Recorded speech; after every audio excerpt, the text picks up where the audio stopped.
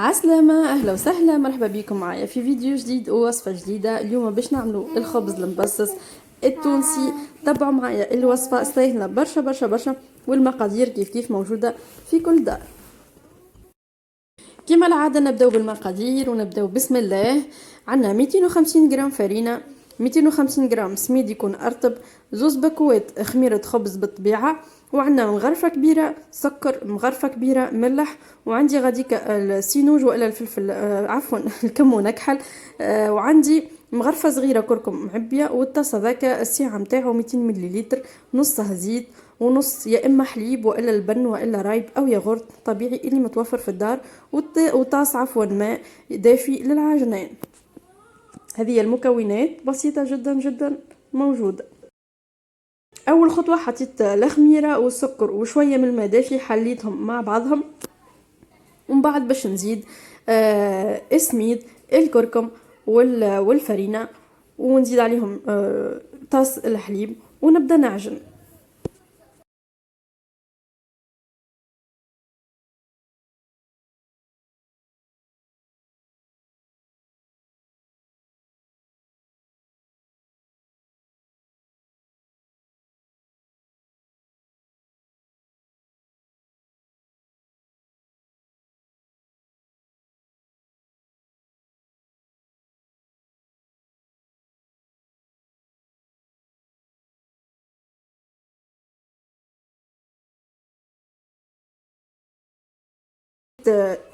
الى حليب وخليطه الطاجن. اول ما تبدا العجينه نتاعنا نحسوها بدات تلم في روحها، نبدو نزيدوها الزيت اللي موجود عندنا. بالنسبه لهنا تعملوا زيت زيتون والا زيت يكون ما فيهش مطعم كيما زيت الذره والا زيت عباد الشمس.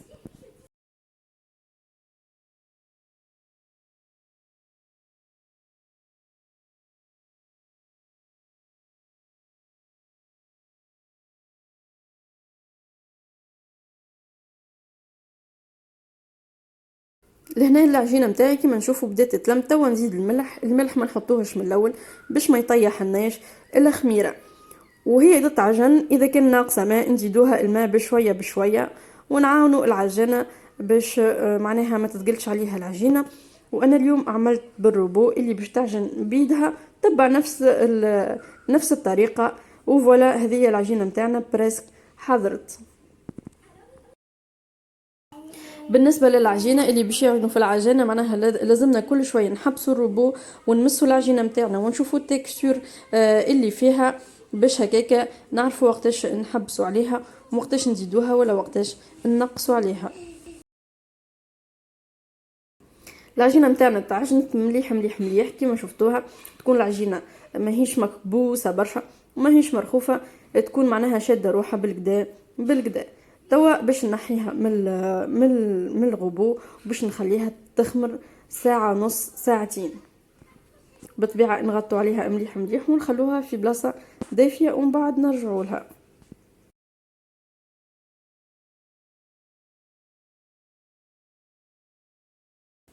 لهنا تقريبا تعدات ساعه ونص العجينه نتاعي خمرت. هي راهي ما تستحقش فرينه، خاطر العجينه مبسسه ما تلصقش لا في اليدين لا في البلون دو ترافاي عفوا، معناها تنجموا تخرجوها حتى بيديكم هكاكا. فوالا توا كيما شفتوا هذيك التكستور نتاع العجينه اللي عندنا، نحاول نخرجوا منها الهواء ونشكلوها.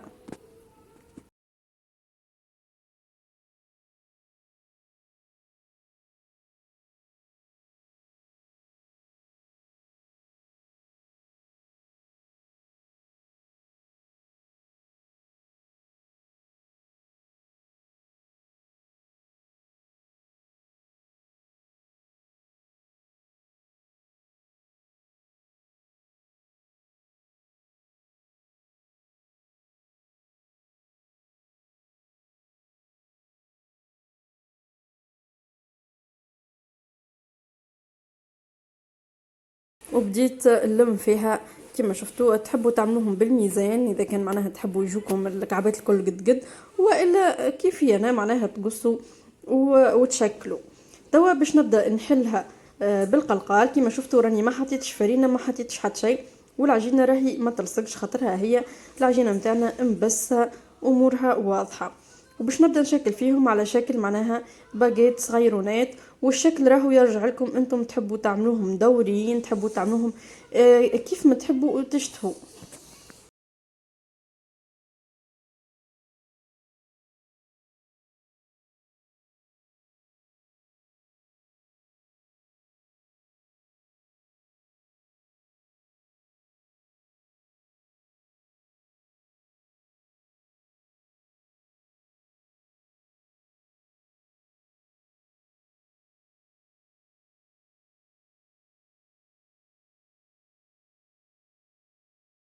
كما شفتوا الطريقة سهلة بسيطة ماهيش معقدة، وان شاء الله معناها تكون واضحة بالكدا بالكدا.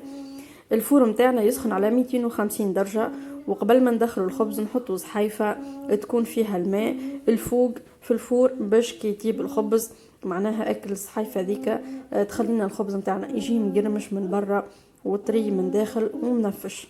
توا نخليهم خليتهم يرتاحوا بعد ما شكلتهم، ونجي بسكينة والا بلام ونعمل لهم هكا ضريبات كما شفتوا، ومن بعد ندهنهم فصل عظيمة الاصفر والا شويه حليب كل واحد شنو يحب، ونرش عليهم شويه سينوج، اللي يحب يحط معناها حاجات اخرين ينجم، وندخلوهم للفور ونشوفوهم.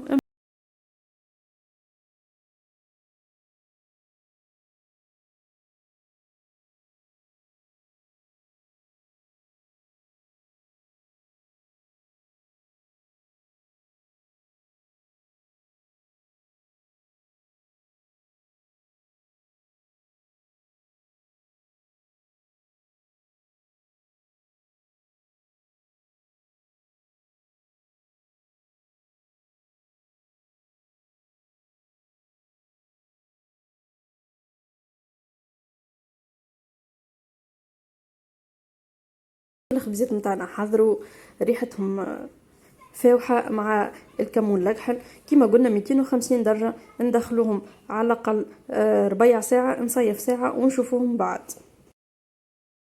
هنا كيما شفتوا الخبيزات نتاعنا طابوا، مانيش باش نعطيكم الوقت قد خاطر راهو كل واحد وفورها، ماذا بينا الفور يبدا يشعل من فوق ولوطا. الريحه فاوحه ما شاء الله، بنا بنا بنا. ان شاء الله تجربوا الوصفه وان شاء الله تعجبكم. وقبل كل شيء ما تنساوش تشتركوا في القناه، لي لايك ولي كومونتير، وما بقى لي كان نقول لكم ان شاء الله في فيديوهات اخرين ووصفات اخرين، وبسلامه.